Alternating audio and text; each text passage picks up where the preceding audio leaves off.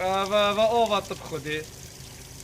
کی به آوا و تو کی به اوه او آوا پروژه استراتیجی ناحیه دیرالوگ بو کمالگاه هدی ده بی شیوه دهتن اكو بشك جهالاتين كمالگاه نافبري دي بيجن تانو كيجي پرانيه خلقي پنا بريه بر آوا ريباري و بير توازيا چونكي آوا اوي پروژه چندي سالا چاواره بدرستی ناگهيت مالين ما و هنجاراجي بكيري و خوارنه ناهيت دهنگی بیننده روزو 3 روزو گوتی آفنینه اگر حاجی هری دهید وقتی هری هات محتاجی وخانه هم نشین وخون و مشروع مجی نوید دونوی نمیجنه بابو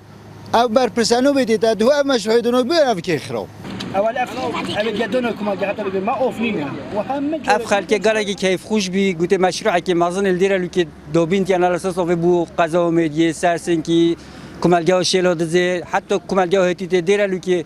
بس شکر نوی و از خلکی همو یک تیک شو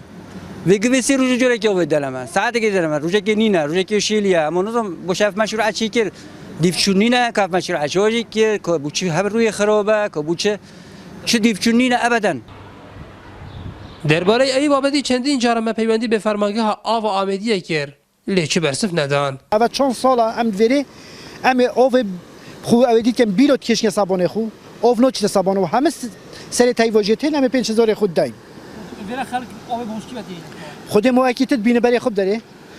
او بورینه موتور تاوت تریبوردو و اوه کشانوف تجمعه عالم محتاج به همه شکل‌ها به ترشی پیج به های آوا استراتیجی لسنور ناحیه دیل لوکتیه کاری لیتان و کجی چندین دورین سنور قضا آمدی جی کیمی آوه دنالن بریار وصابو که آوا استراتیجی ده سنور قضا آمدی جی قیران آوه خلاص کد و ماه 35 ساله و دشیان ده آوا پاقش بو 75,000 کسا دابین کد لیدن ها دا چند برف ورزی هاوینه و بچین آریشین آوه زیده دبن